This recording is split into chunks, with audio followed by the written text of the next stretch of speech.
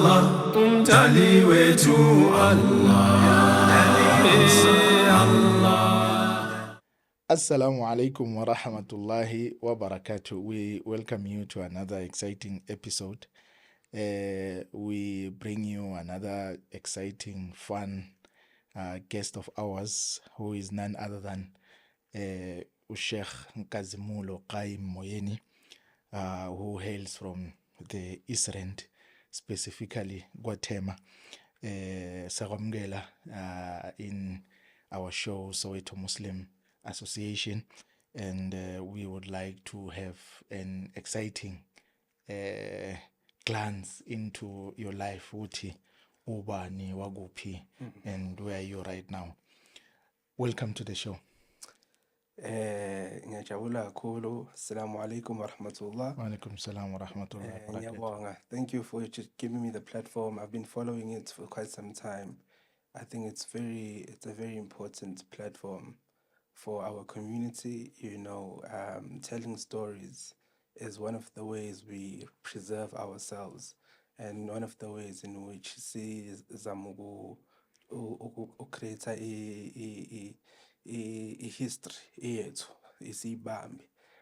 So being here for me is really a pleasure, and I appreciate being here. Now umkhaya, bro.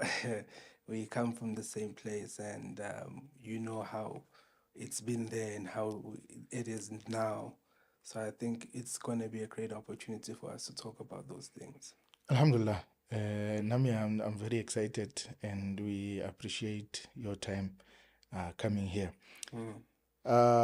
Please share with us your background, your childhood, your family, your lineage, who is Nkazi, and your upbringing, your journey as a child, Islam, emdenini, and you are amongst the fortunate abathole Islam ebeleni, not like us siyibambe endleleni, So please give us some details with regards to that, uthi unkazi ubani, udabukaphi, and that.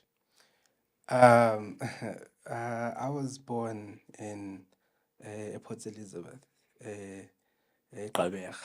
That's where my mother is from. So azalelwa khona, but I grew up in Guatemala. My parents, ubaba wami uvusi Ali Alhaj Moyeni, and my mother ucikizwa Maryam Banzi, are people who met as Muslims. My mother comes from a family of Muslims. Her brother, Muhammad Monde Banzi, converted to Islam, and then he spread it to the family. So Gogo and Abuanti, cousins and all of that were Muslims. And then with my father was part of PAC, as you know, it's a APLA. And he was very part of that movement and the struggle. Activist. And part and parcel of his journey within Upoqo, he got to travel in other African countries, specifically Tanzania, in Dar es Salaam, and there he got to meet Islam in the way it was proclaiming Abu Chulas Nyarere, teaching it within the society, Zanzibar and all of that. He saw it, but the way he converted it to Islam, it was when he was in varsity. How he tells the story is that and then one time ubona abantu baya protest yabona baya toyitoya against the apartheid regime, and abantu baqula ingoma zomzabalazo, and he's part and parcel of that. But amongst them, these are the group of guys ababhizi bathi takbir, yabona ba takbir manje uthi hey takbir ngiyikhumbula le, yabona. And so he then inquired kanti baphethe incwadi, so bamnika, and then he researched and learned and connected it to what he had learned what he learned in Tanzania, and he converted and he became a Muslim. And so when my parents met Bewama Suluman, and that's the type of background I come from. Sakhulela sahlala eThem, 31 Sibanyoni, yes, it's eVergenoeg. And where we stayed, stayed next to or opposite Ijamat. So I went to a Muslim school in Springs for my schooling, and that's the type of community I come from. And during the day, beseskolweni in a Muslim school in a specific community, and then we came back, siye Jamaat for imadrasa, and literally besiphila njalo. It was a cocoon of a world that was created for us by our parents. My friends and the people I knew were all Muslims. We all went to the same school. We all came back to the same community. That's how my madrasa, our weekends were with our parents' friends who stayed together or baphila bodwa, baphila bonke, So I've known only Islam, since I was born. That has been my upbringing. That has been I'd say the teachings that colored my world, for since grade 1 up until matric. Mind you, Muslim school, as you know, it's Sepekatin, which is a predominantly Indian community. So even within that context in which Islam was practiced and Islam was experienced, it was completely different from Mangse Lokshin. And our interpretation of it and our implementation, application of it was completely different. But we lived in these two worlds, and that's the only thing I knew. Up until I went to university. So when I went to university, it became a very interesting thing for me because I started to meet people from different worlds. I started to meet. It's very important to mention that this Springs is a very small town. Now, yes, Very small. it's a small town, and we have a small town mentality or approach to things. So we are very conservative. We're very, limited in the way in which we practice and do things. Siyazana, siphila sonke. But when I went to a university, I was in Advits, so it was part and parcel of it was in Joburg, and I met different Muslims, and I met Muslims who come from different worlds, who interpret Islam in a different way, who practice Islam in a different way, who were more open. I learned now strictly halal and halal. I learned Halal friendly. I learned about Muslims from even other West African countries like Senegal and Kenya and Tanzania and Mauritania. And I started to see a different aspect of Islam that I was never exposed to. And I started to see a different narrative of Islam. And for me, I think that was a very turning point in my life because I think I underestimated, and this happens for a lot of born Muslims. I think there's a particular point in your life where you are required to also embrace Islam because you approach Islam from You self-discover yourself. You self-discover yourself. Kahle vele if lento le bengayilanda ngokwami bengizoyithatha bengizoyikhetha na, yabona. And this is where you get exposed. This is where you start to question yourself, question a lot of the upbringing you come from, the way things are approached, and how it balances with some of your other beliefs. Maybe ukuthi umuntu omnyama, what does that mean? How does Islam cater for that? What does that look like? So that, for me, I think university changed my whole entire Perspective. On Islam. And it gave me I think some years I was just frustrated. Yeah, which happens to everyone because you reach a time where you ask yourself so many questions, and it's Allah's grace that you did not go out of it. I've met so many people when they go through that journey, then they end up being agnostic and it creates a lot of confusion in them. Guti, yeah, is it my thing or is my parents' thing? Yes. Or is it the culture yasekhaya, or Yeah. is it something that I really want to follow? Yes. So it's a great thing once you discover yourself and you say, but I'm in love with this thing, you know. Ngiyithathile le nto iyangiphilisa. So I'm very happy to hear that part of your upbringing and journey. How was it growing up as a child, as a Muslim child from a Muslim home? Because mawukhule elokishini udlala nabanye abantwana, Yeah. you know. Yeah. How was it like? Was it something that was easy for you? Because you are different at the end of the day. Yeah. Abantwana elokishini bakhula, like if you look at ekasi, you know, kunezinto ezenzakalayo elokishini, and sometimes as a Muslim child you are not able to participate in those things. Mhlawumbe abazali bangathi hey phela wena awufani nalaba ukwenzi lokho. So how was that in your upbringing, and how did you get through those kind of things? I think for me, my upbringing was quite different in a sense. I would say I was blessed to be raised by my father, and what my father did for us was that he created a world in which a world ekhaya endlini, that protected us from a lot of things that are happening outside.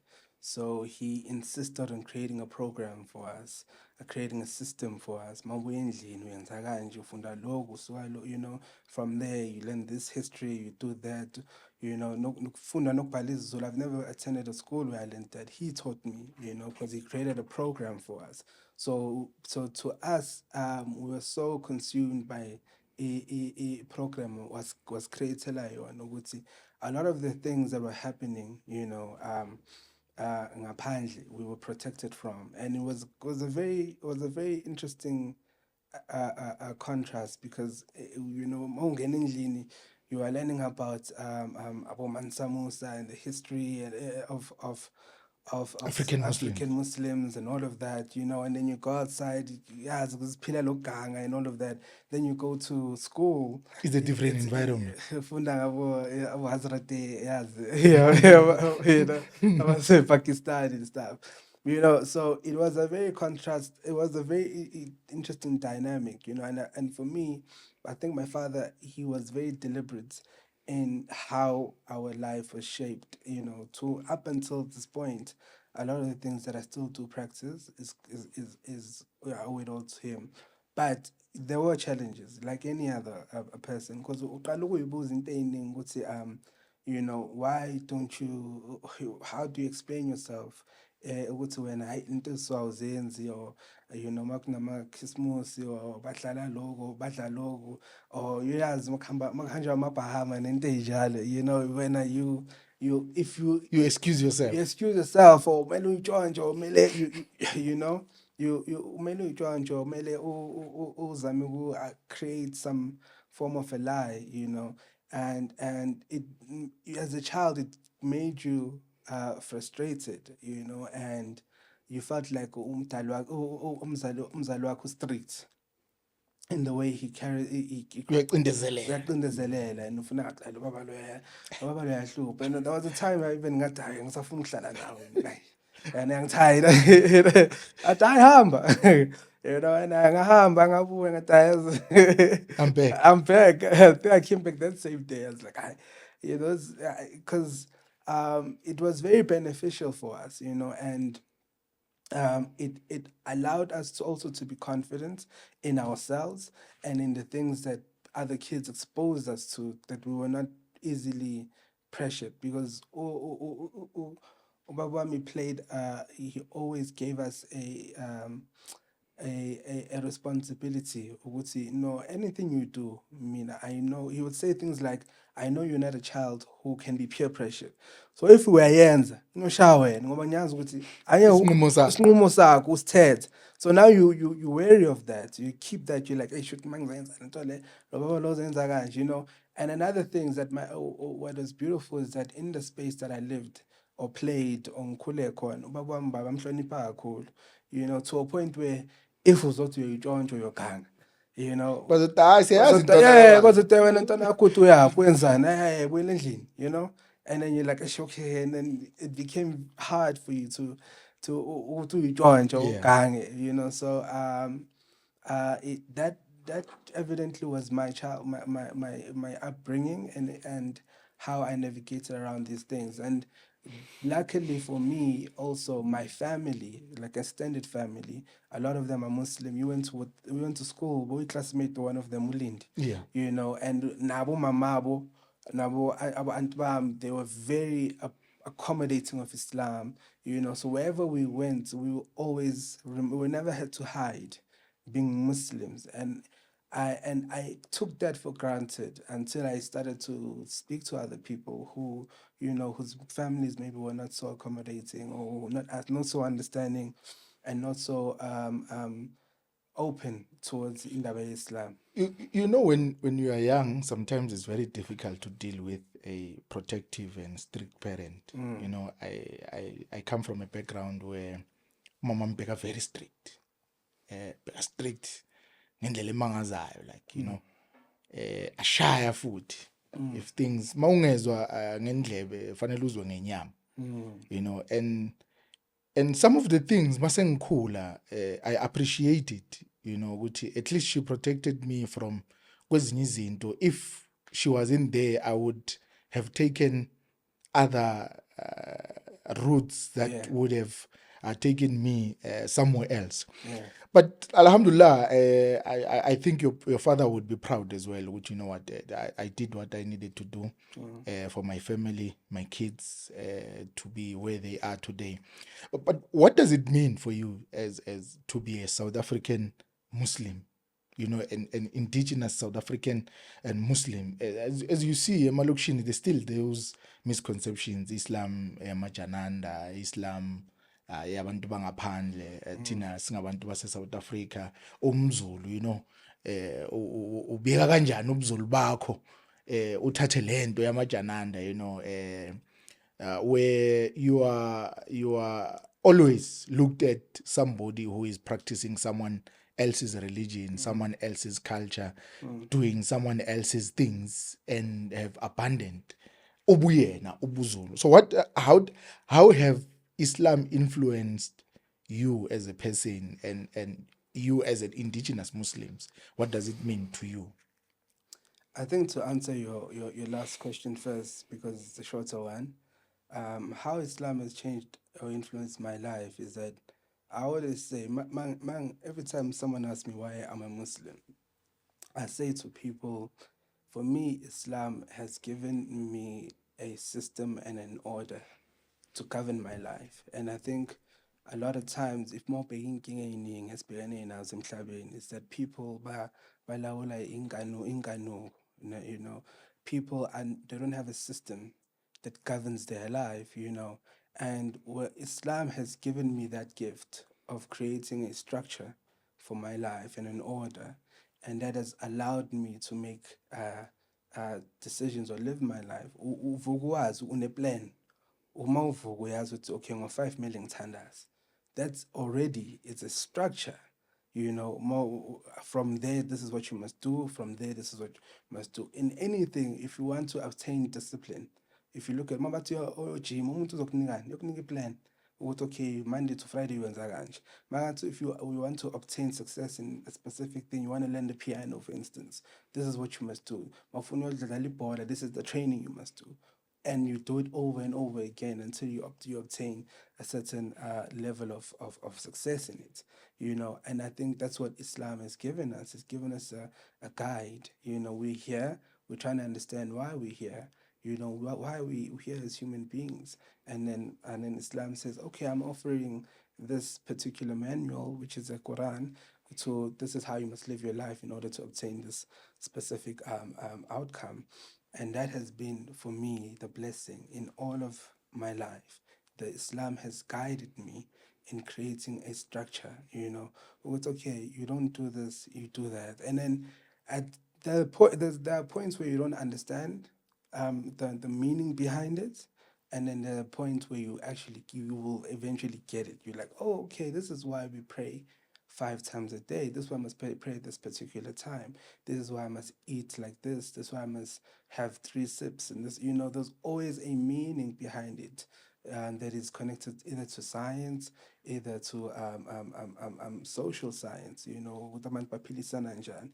And for me, bakhulu kubantu abamnyama, I think the biggest thing, if you look at emoshakele umndeni, we don't have family structure.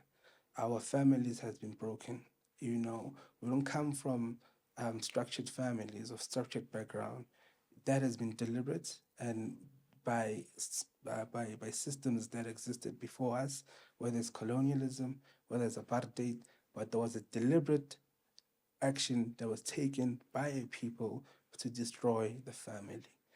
And now we are living off a society that is trying to build from a broken foundation. And I think Islam has provided a solution for that. When it says no sex before marriage, that is a umthetho that actually shows the outcome on why that is good. Or it promotes marriage. It promotes how you have to govern yourself, who has to provide and who has to raise a child and all of that. It gives you a system with Nipasanjan in order to achieve this. So to answer your last part, this is how Islam has benefited me. It has given me a guide, given me rules, and it given me umthetho to phila ngalo umthetho lo uzophumelela in anything you do. And in my life, Islam has always assisted me with that.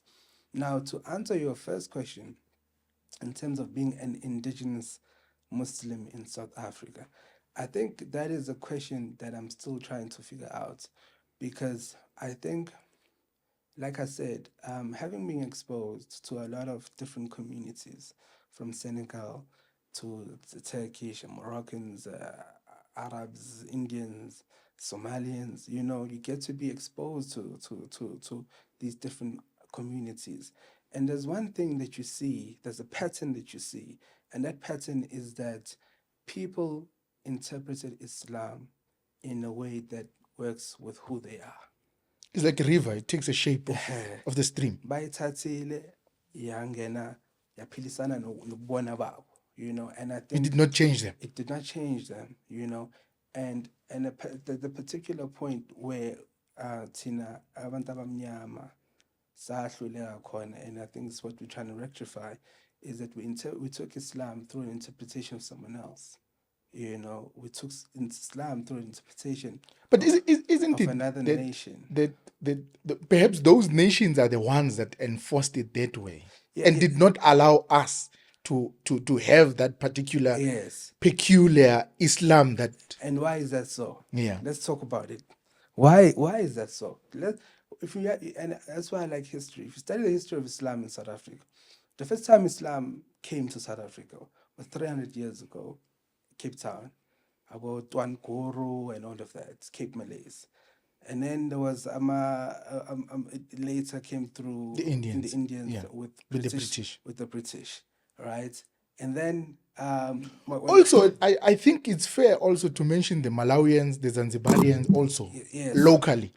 Yeah, so from Africa.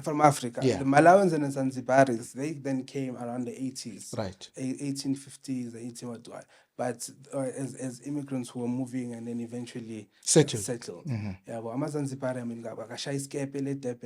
then they landed in in fact, the Makuas in Durban, about Chatsworth, when you find them, they are Zanzibaris who are Muslims, But what the way I'm trying to get at is that, especially after 1950s, when apartheid system came, one of the rules it put to Indians is that, okay, you have Islam, but you don't spread it to these ones.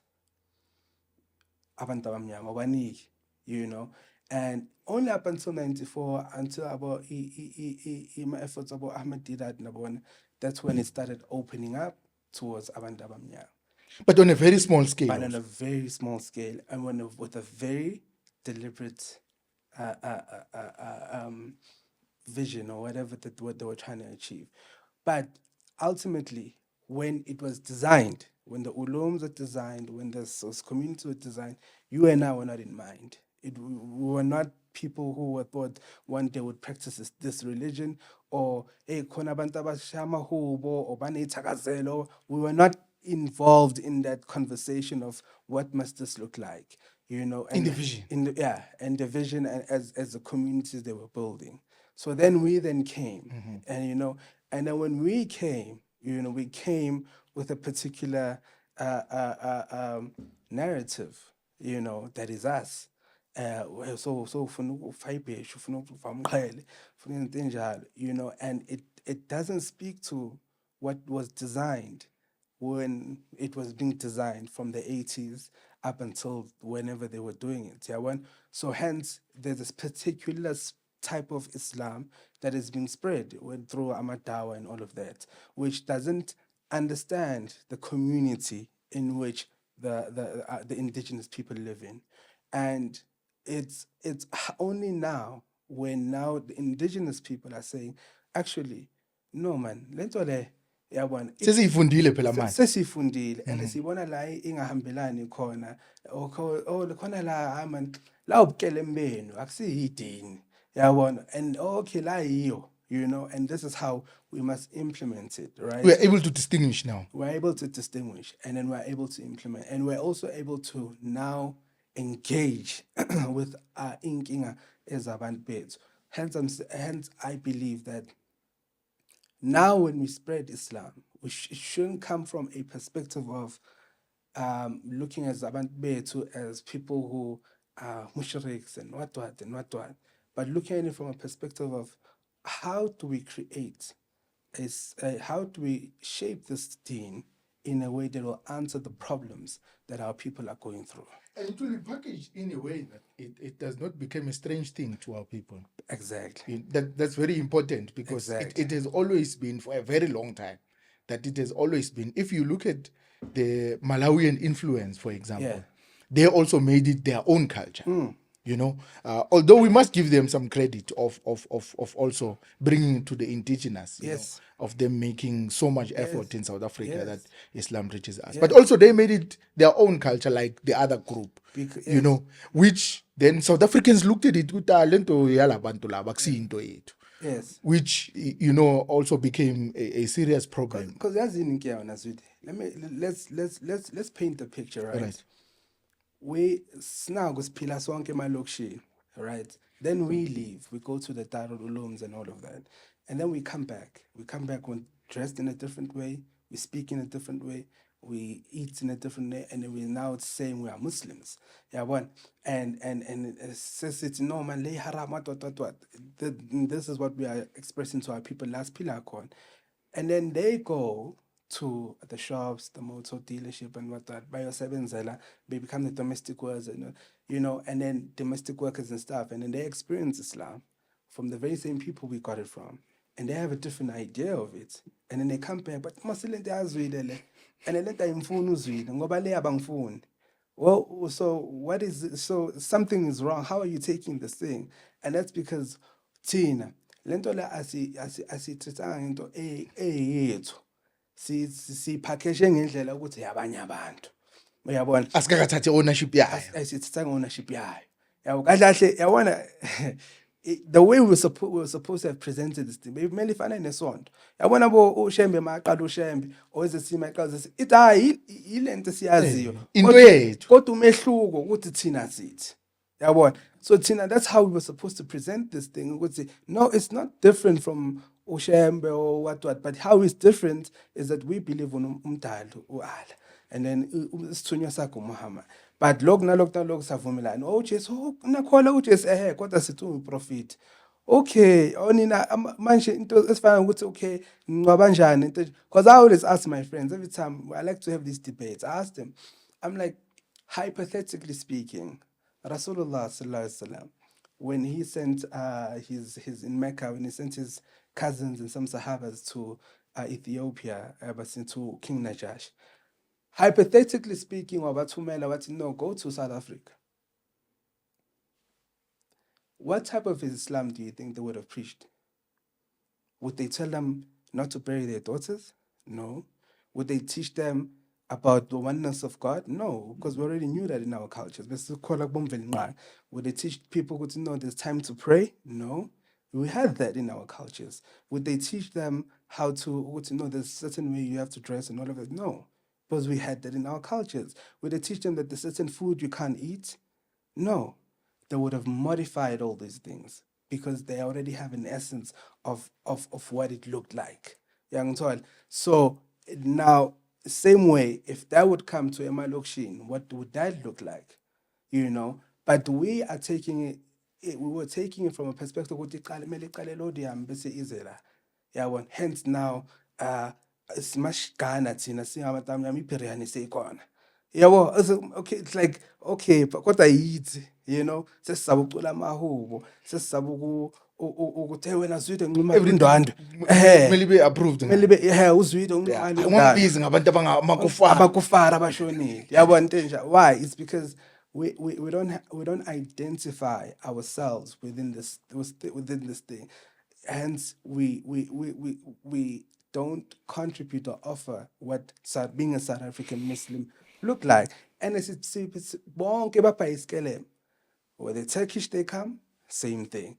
Where the Somalians come, same thing. Everyone. Why? It's because it's not like they're trying to oppress you or anything. No, it's what they are interpreting in their own way. And then they live in harmony. Of Somalians, the Turkish and the Indians, they live in harmony, respecting each other in their way. But with us, we now must always be proxies for maybe this one or for that one or for this one. And then bese siyabuya emalokishini sesiphikisana ngayo lento le. Sengiphikisana wena Zwide ngokuthi ubani uthe. Yabona, esesiphikisana ngezinto zabanye abantu. Instead of like looking at it from where we are, say no man, thina abantu abamnyama yini inkinga zethu? No, inkinga zethu yiloko. Okay, if inkinga zethu yiloko, how does Islam answer this question? Because Islam always offers sustainable solutions for every community. Solution for the community. Okay, we have these particular problems that are particular to us that no one else would understand. How do we solve these problems that are related to us? How do we solve the idea? In the Quran, Allah speaks about qabail, shu'ub, and different colors and languages. Yes. Allah has created you in different groups, colors, tribes, nations, to know each other. Exactly. That should not be another group of people should not want to be superior or dictate to another group of people. And they don't want to. It's just that when you approach yourself, when you interpret, or you see yourself as a inferior person, then you deal with people from a perspective that they're superior to you. Whereas if you meet people at the level that you meet them, they will respect you as who you are. Where you make a decision. Now, because I mean, say a decision. No, because you took the decision. You understand? So when we start to make decisions in respect, in writing stories about our people, why are we not talking about the marhum Hafiz Dawood Ndebele? Why are we not talking about the Mamkuman and giving them the relevance they have and talking about them as awliyas? The impact of awliyas. Impact. They're not, in Fortsburg, they're not going to write that story. You must write the story. You must be the one who tells. You must narrate it. And you must demand. You must demand that they must be respected. You are not going to take about Ahmed Bamba in Senegal and not respect him. Because the Senegalese made sure that you must respect him. So what effort are we making in glorifying our people, glorifying ourselves, and creating a structure that works for us and answers our problems? That is beginning as a teen. Okay, inking is nailo. That in our communities right now, we don't have a structure someday. People are getting married and getting divorced. And there's no answers to that. Amanika after each. No one is saying anything about that. There's no system created around that. People we come there's no solution you have for that. Why? Those are the issues we have, and those are not Islamic issues. Those are our issues we have as Black people in this country. And you, as a Black person, as a Black Muslim, you are a product of the very same environment. I remember a time, Muslim, ngikhapha kwakhe. Mangimshiya kwakhe, umakhelwane wakhe uyaphuma. Uthi, "Hawu, here's bani? Kanti uyimuslim?" Uthi, "Yeah, I'm a Muslim." Athi, "Hawu, silamba sonke lana uyoyixanga lento lena." You know, uyoyixanga bohalali noboharam sihluleka ukuthola ukudla. You know, she just couldn't fathom, why would you put yourself towards this thing when it hasn't solved the problems that you're going through as umuntu omnyama? Sihleli sonke kumele sicollecta amasasa, kumele senzeni. Do you understand? Those are the fundamental issues that we have. So if we are going to create a system or we want to interpret Islam, it needs to answer the problems we have. In Somalia, it did that. In Senegal, it did that. In Morocco, it did that. In India, the reason, you know, most of the Indian Muslims in South Africa today, they were answering a problem that they were going through, and who were taken as indentured laborers from India, who were seen as specific things, but with the class system and all of that, and being slaves. And they answered a quick, okay, we're in a foreign land, we're here, and we're not going back. So how do we answer the problems of what we're going through right now? What do we create? A structure hambelana nathi. Everyone does that. In Cape Town, you will never go to Cape Town and tell them it's haram to say Alhamdulillah. You know, because that's how they interpret it. In Russia, Nur Muhammad is Nur Magadov, because it speaks to him as a Russian person. He doesn't lose himself, but we lose ourselves. I can't call you Zwidi. I'm saying Iman. And if I don't say Iman, then you don't have a Muslim name. Do you know? And I feel offended also. And you feel offended. Why am I calling dead people? It's because you're interpreting yourself from a perspective of someone else. And Allah says in the Quran, to know Allah, you have to know yourself. You cannot know Allah if you don't know yourself. And these are things that Allah has chosen for you. You didn't choose to be black. You didn't choose to be here. He chose that for you. So why lose yourself? With the passion that you have with this particular topic, in conclusion, what has this influenced the career that you have chosen? Because if we were to go deeper in this thing, it will take us long, you know, to unpack it, to talk about it, and it's such a passionate and intimate thing for us as indigenous Muslims, you know. And I'm happy that you are very passionate about it. But has this influenced you into taking this particular career where it deals with, you know, justice and oppression and things like that? Because at the end of the day, we as the indigenous Muslims need to unite and find ourselves and create Islam that will speak to our people, not on the perspective of other nations, but as the indigenous, we will know better what would make sense to our people, because our aim is to make Islam reach every person in South Africa. And Islam must not remain a foreign thing in our country, in our time. You know, perhaps back in the days it could, but we have grown up, we have studied, we have seen things, and we got to change that narrative. You know, so in conclusion, has this influenced the path of career that you have chosen and you are currently in? Yeah, I think to deal with your last point first before I answer the question, I think the best way for us to make sure everyone gets Islam in South Africa, before spreading it, let's add quality to those who are already in the deen. The best way to spread deen is not standing on the corner and giving up a pamphlet. The best way to spread deen is to add quality in those who are, is to retention. How do we retain? Fix the house. Yeah, how do we fix the house? Best way to spread Islam is by action. And I love people who embark on that, you know. I actually concur with you. Sorry to interject. I love that direction, because I'm also of the person I believe that we need to work more on the Muslims that are there than inviting more Muslims. Which sometimes other people might disagree, but I feel that we need to work on the quality. So the abantu bakithi, they're not concerned whether Jesus is God or not. 100%. Solve my problems, my immediate problem. I'm hungry. 100%. I'm hungry. I'm unemployed. I'm unemployed. I'm hungry. I'm unemployed.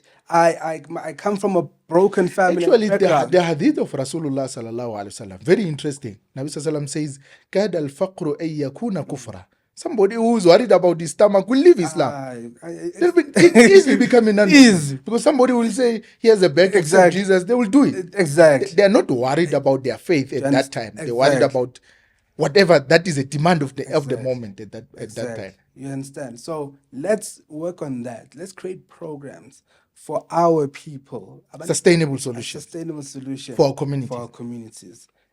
So the part of the reason why I chose law was because of my exposure to history and the legal and the legal system and the role it played in creating oppressive structures for our people. Prevalent injustices. Through colonialism, through apartheid. Right. It always boils down to the system. You can never do the system ukuthi uflathelwe idlozi uala ngoba wena usebenzi or in or ukuthi kini ba omona utshintsha isibongo system. Someone created a system that you are unemployed today. Someone created a system that today umuntu ohlala umuntu oyisecretary kuphi umlungu oyisecretary nomuntu omnyama oyisecretary abakhona ngokufana abaphili ngokufana. It's a system, and if you want to solve that, you have to create a system that counters that. Do you understand? If you study other nations, that's what they did. Whether we agree with them or not, look at the Nation of Islam in America. It created a system for abantu abamnyama, telling them what you are. You are the one. You are better than God chose you. You are the children of what one. And if you follow any other story, whether it's what's happening in Palestine, whether it's what's happening here, when Afrikaners came here, what did they say? God chose us. God chose us. And they created a system that applies for them to get to where they are right now. So the legal aspect, and which is why, if you look at it, going back to being indigenous, being a Muslim in South Africa, and what does that mean? Look at what happened now with the Muslim marriage bill, which became an act. Were we consulted? Go read it. It has nothing to do. It's taken from a perspective of someone who's either Indian or Mali. Where now with your okay, I do nikah but nyalobola. You are not featured there. You are not. And who's to blame? Because we don't have structures or places where we can be consulted. Because who do you consult? Do you understand? We ourselves are not united. And we need to understand, when you unite, you must unite under a vision. What is it that we want to achieve? What does that look like? And how do we get there? And all those petty things, we put them aside for achieving a main goal. Even if even other communities, if you see in other communities as well, but the vision must not suffer. The vision must not suffer. We are always united for the vision. Exactly. We disagree in whatever. Exactly. But there's a vision. There's a vision. Now, what will be your last words? Number one, I want you to sum up in two things. How would you like to be remembered?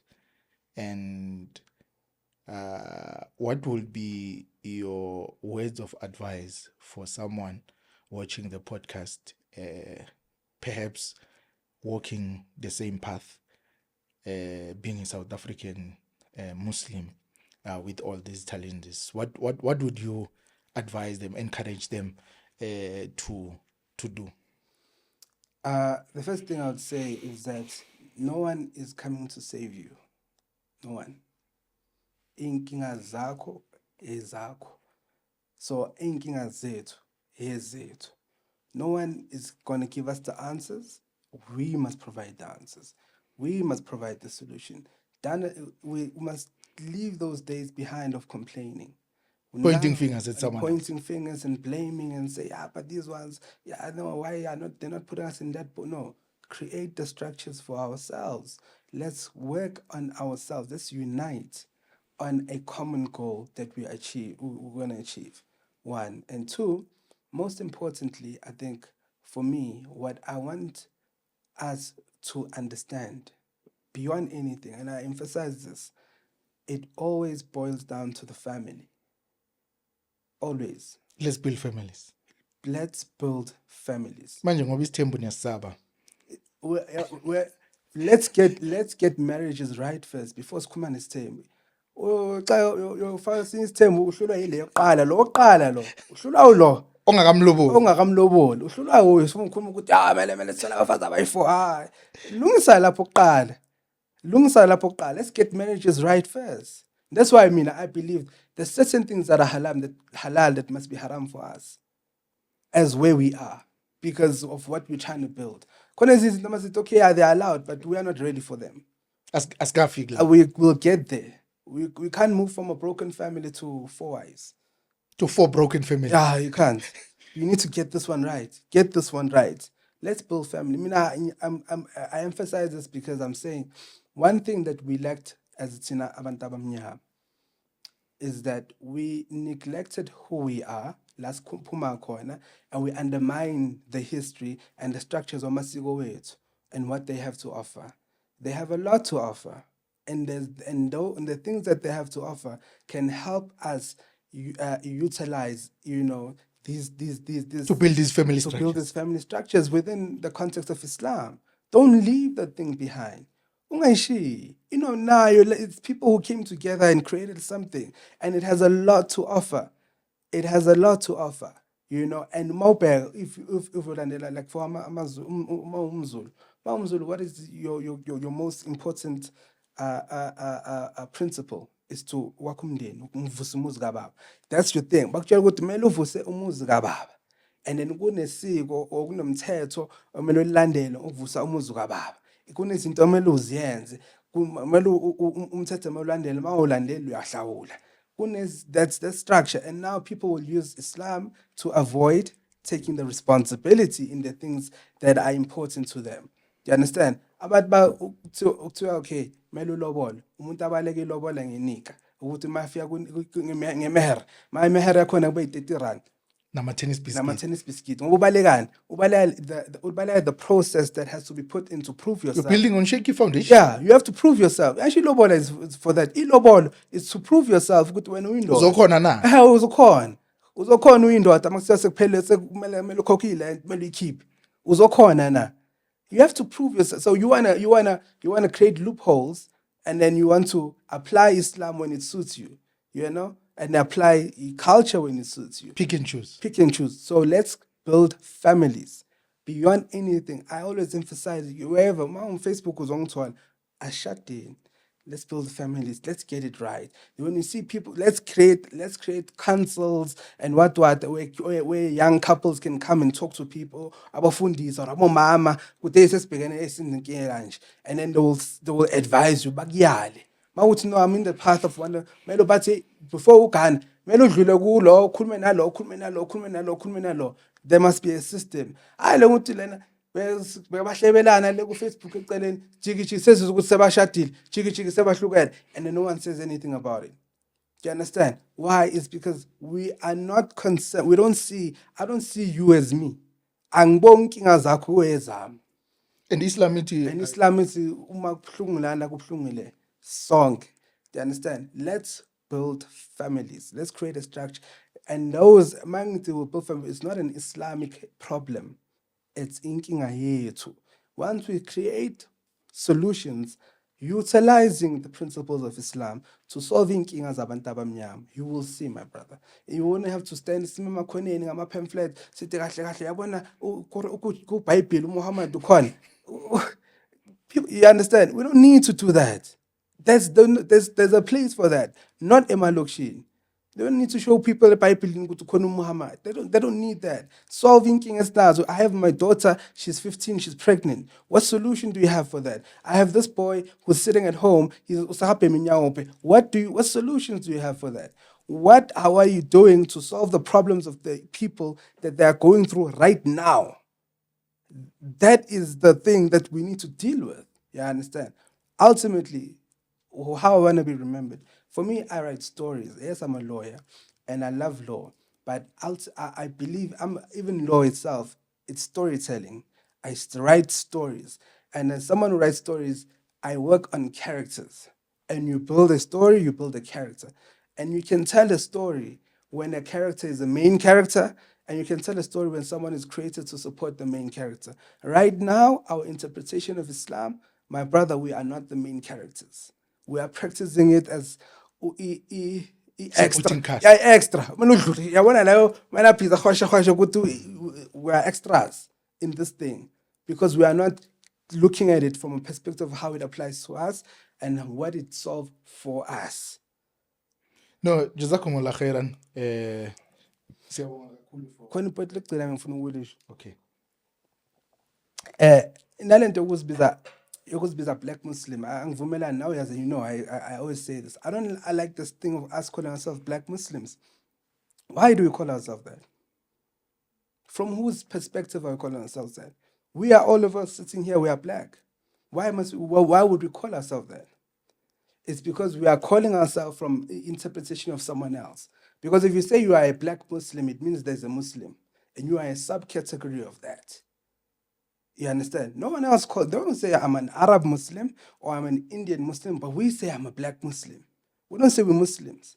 It's because we are saying we are a subcategory of something that is the main. And why? It's because someone else would call you that. If we live in a world right now where it's just Amadot, would we call ourselves Amadot? No. We wouldn't. There's no need. There's no need. It's Amadot. It's Amadot. We don't have to say it's Amadot. We only become men if there's a woman. They're like, oh, there's a difference. And then we're like, okay, if there's a difference, means she's a woman. I'm a man. Then, okay, I'm a man, is a woman. So if you call yourself a black Muslim, it means there's who? There's Muslims, then you. There's a Muslim and there's you. So we must stop calling ourselves things that other people call us. We must call ourselves what we call ourselves. And we must look at ourselves from our perspective of who we are. Why are we here? Where does the history start? Every time someone's talk about the history of Islam in South Africa, you know where it starts. Not from our perspective. If you're in Cape Town, they'll tell you 300 years ago, Tongat Guru. If you're in Fortsburg, they'll tell you from the indentured laborers. If you're in Soweto, you're Talab. If you're in Kwatema, you're Talab. But in Soweto, that's what the SMA is trying to do, to show abantu ukuthi nathi we've got that history that is very rich. Yes. Of it. But we siyabonga kakhulu, for your in-depth and insights and your beautiful advices and your words of wisdom that we have shared with us. To the people at home, as we have heard in mase ngifinqa inkulumo yakaba umoyeni ukuthi al-mu'minu mir'atul mu'min. A believer is like a mirror of another mu'min. Mawubona elinye ikholwa uzibona wena. Yes. Ukuthi inkinga zakhe inkinga zakho. And kanjalo sokwazi ukuthi ukwakha ukuya phambili nokubaleka kokwakha imindeni that will ultimately be the reason to build strong communities and Islam taking shape ukuya phambili. So I hope you have benefited, you have had fun, and you will like, subscribe and share this interview, and you will become one of those that will take benefit and get the reward as well, to make sure that this beautiful message reaches everyone else. This is Conversations with Soweto Muslim Association. Today we had our lawyer, Nkazimulo Moyeni, with us. Inshallah, this will be the end, inshallah, till we meet again in the next episode. Assalamu alaikum wa rahmatullahi wa barakatuh.